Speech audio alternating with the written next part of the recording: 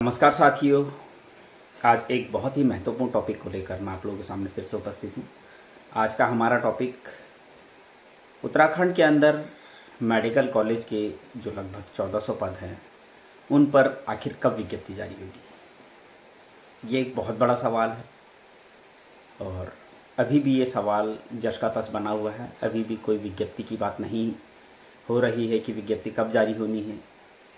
इसी के साथ स्वास्थ्य विभाग के 1564 पदों पर भर्ती प्रक्रिया वर्ष 2020 में आई थी और स्वास्थ्य विभाग के 1564 पदों पर अब लगभग भर्ती प्रक्रिया पूरी हो चुकी है। रिजल्ट शायद आजकल में जब भी है आ जाएगा, लेकिन मेडिकल कॉलेज के जो लगभग 1400 पद है उन पर आखिर कब विज्ञप्ति जारी होगी और क्यों इस पर कोई भी आज बात नहीं कर रहा है।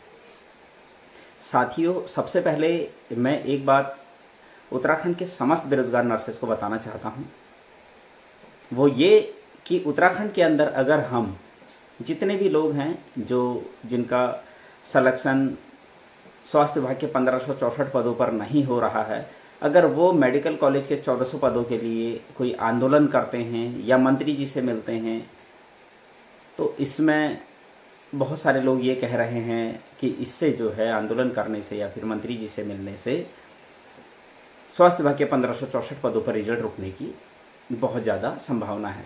तो साथियों, मैं आप लोगों को बताना चाहता हूँ ये बहुत ही बेहुदा बात है। स्वास्थ्य विभाग के जो 1564 पद हैं उन पर रिजल्ट आना है और वो आएगा। ये कहना कि मेडिकल कॉलेज की पोस्टों के लिए आप कुछ मत कीजिए, अगर आप मेडिकल कॉलेज की पोस्टों के लिए कुछ करते हैं तो स्वास्थ्य विभाग के 1564 पदों पर रिजल्ट रुक जाएगा, ये बहुत ही बेतुकी सी बात है। आप खुद समझिए कि हम ये बात तो कोई कह ही नहीं रहा है कि स्वास्थ्य विभाग के पदों को रोको। स्वास्थ्य विभाग के पदों पर जब विज्ञप्ति आई उस समय मेडिकल कॉलेज के पदों पर विज्ञप्ति नहीं आई थी और प्रोसेस आराम से चला, कोई दिक्कत नहीं हुई, किसी ने विरोध नहीं किया और अच्छी बात है, विरोध होना भी नहीं चाहिए था और आज भी कोई विरोध नहीं कर रहा है। तो फिर ये बात क्यों हो रही है कि मेडिकल कॉलेज के पदों के लिए आप आगे मत आइए। मेडिकल कॉलेज के पदों के लिए आप तब आगे आइएगा जब स्वास्थ्य विभाग के 1564 पदों पर सबको ज्वाइनिंग मिल जाएगी। आखिर ऐसा क्यों? अगर हम जो भी साथी हैं, चाहे मैं हूं, चाहे हमारे और भी साथी कोई भी अगर मेडिकल कॉलेज के लगभग 1400 पदों पर विज्ञप्ति जारी करवाने के लिए आंदोलन करते हैं, धरना प्रदर्शन करते हैं, विज्ञप्ति जारी करवाने के लिए चाहे ज्ञापन देते हैं, नेता मंत्रियों से मिलते हैं, अधिकारियों से मिलते हैं, तो इसमें हर्ज ही क्या है? वो लोग भी तो अपनी जॉब सिक्योरिटी चाह रहे हैं, उनको भी जॉब चाहिए। और अगर वो कोई भी साथी इस तरह से काम कर रहे हैं तो मुझे नहीं लगता वो गलत कर रहे हैं।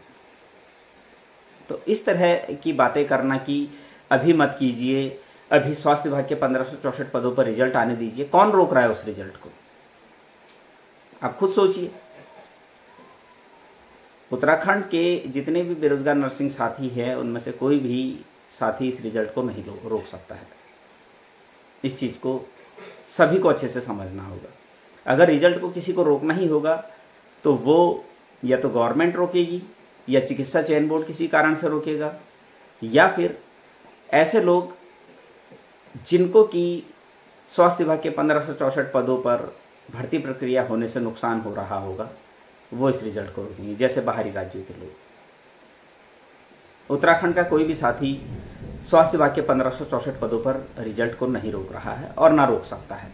हमारे पास इतनी पावर नहीं है कि हम रिजल्ट रोक सकें और ना हमारे पास इतनी पावर है कि हम रिजल्ट निकलवा सकें। बस कोशिश कर सकते हैं और वही कोशिश कर रहे हैं। स्वास्थ्य विभाग के 1564 पदों पर मैं फिर से कह रहा हूँ, रिजल्ट शायद आजकल में जब भी है आ जाएगा, लेकिन मेडिकल कॉलेज के जो लगभग 1400 पद है उन पर आखिर विज्ञप्ति कब जारी होगी? आखिर क्या वजह है कि उस पर अभी तक विज्ञप्ति जारी नहीं हुई है? ऐसा क्या कारण है कि चिकित्सा चयन बोर्ड मेडिकल कॉलेज के लगभग 1400 पदों पर विज्ञप्ति जारी नहीं कर रहा है? तो ये बहुत बड़ा सवाल है और इस सवाल का जवाब उत्तराखंड के समस्त बेरोजगार नर्सेस को मिलना बहुत जरूरी है। जो भी साथी मेरे वीडियो को देख रहे हों वो बिना सोचे समझे बयानबाजी ना करे, चीज़ों को समझने की बहुत ज़रूरत है। अभी कुछ दिन पहले कुछ लोगों ने अफवाह फैलाई थी कि कुछ लोग कोर्ट से इस भर्ती पर स्टे लेने जा रहे हैं, जिसमें मेरा नाम भी शामिल किया गया था कि मैं भी जा रहा हूँ। तो इस तरह की बयानबाजी पहले तो जो लोग कर रहे हैं उनको थोड़ा सा दिमाग का इस्तेमाल करना चाहिए। इस तरह की बेहुदा हरकतें उनको नहीं करनी चाहिए। अच्छा नहीं लगता है कि इस तरह की बेहुदा हरकतें कोई भी करे। और उन लोगों को भी समझना चाहिए जो लोग इस तरह के मैसेजों पर विश्वास कर रहे हैं। एक तरफ हम भर्ती निकलवाने के लिए इतने सालों से लगातार प्रयास कर रहे हैं, आज जब भर्ती निकली है तो हम स्टे क्यों लेंगे, इतना सोचने का विषय है कि स्टे लेने के लिए कोई तो वजह हो। जब भर्ती प्रक्रिया आसानी से हो रही है, बहुत पारदर्शिता से इस भर्ती प्रक्रिया को पूरा कराया जा रहा है, सरकार बहुत आसानी से, बहुत ईमानदारी से इस भर्ती प्रक्रिया को कर रही है, तो हम स्टे क्यों लेंगे। स्टे लेने की कोई वजह तो हो। जहां तक सवाल है अदर स्टेट के जो कैंडिडेट है, तो हमारे स्वास्थ्य मंत्री जी लगातार कह रहे हैं कि सिर्फ और सिर्फ उत्तराखंड के मूल निवासियों को ही, स्थायी निवास जिनके पास होगा उनको ही प्राथमिकता दी जाएगी। अदर स्टेट के जो कैंडिडेट जिनके पास स्थायी निवास नहीं होगा उनको प्राथमिकता नहीं दी जाएगी। और ये बिल्कुल सत्य है, उनको प्राथमिकता मिल भी नहीं सकती, वो सीधे तौर पर बाहर होंगे, चाहे उनके पास फिर हाई कोर्ट का डिसीजन हो या सुप्रीम कोर्ट का। अगर उनके पास स्थायी निवास है ही नहीं तो उनको कैसे अंदर कर सकते हैं, कैसे इस भर्ती प्रक्रिया में शामिल कर सकते हैं। तो साथियों, थोड़ा सा चीज़ों को बारीकी से समझिए। और बहुत सारे लोग ऐसे भी हैं जो ओवरेज हो चुके थे और जिन्होंने कोर्ट के माध्यम से प्रोविजनल परमिशन के द्वारा आवेदन किया था, तो उनके मामले में भी जो है डिसीजन कहीं ना कहीं मुझे नहीं लगता है कि उनके पक्ष में आएगा। क्योंकि अगर उनके पक्ष में डिसीजन आता है तो शायद आप लोगों को याद होगा, सहायक अध्यापक की भर्ती अभी 2023 में पूरी हुई है, उसमें भी ओवर एज वाले मामले में कुछ लोग एज रिलैक्सेशन के लिए माननीय उच्च न्यायालय की शरण में गए थे नैनीताल। और वहाँ से जब उन्होंने पिटीशन फाइल की थी, केस किया था, तो वो वहाँ पर केस हार गए और वहाँ पर एज रिलैक्सेशन उनको नहीं दिया गया। और इस परिस्थिति में अगर इन लोगों को एज रिलैक्सेशन दिया जाता है तो एलटी के उन कैंडिडेट्स के डिसीजन की कॉपी को लगाकर सीधे तौर पर यहाँ पर ओवर एज वाले जितने भी कैंडिडेट्स हैं उनको बाहर कराया जा सकता है। मतलब ये एक बहुत स्ट्रॉन्ग पॉइंट है जो कि अभी रिसेंटली सहायक अध्यापक की भर्ती में कुछ लोगों ने केस किया था और वो हारे हैं इस केस को। तो ये लगभग जो 69 लोग हैं, लगभग 70 ही मान लेते हैं, 69 की लिस्ट है, 70 आप मान लीजिए उसको। तो कहीं ना कहीं ये लोग भी एक तरह से, इनका पक्ष भी इतना मजबूत नहीं, और अदर स्टेट वाले तो सीधे तौर पर बाहर हो जाएंगे, क्योंकि ग्रुप सी की भर्ती में अदर स्टेट के कैंडिडेट्स को लिया ही नहीं जा सकता है अगर उनके पास स्थायी निवास उत्तराखंड का नहीं है। जिनके पास है उनको बाहर नहीं किया जा सकता है, लेकिन जिनके पास नहीं है उनको इस भर्ती प्रक्रिया में सम्मिलित नहीं किया जा सकता है।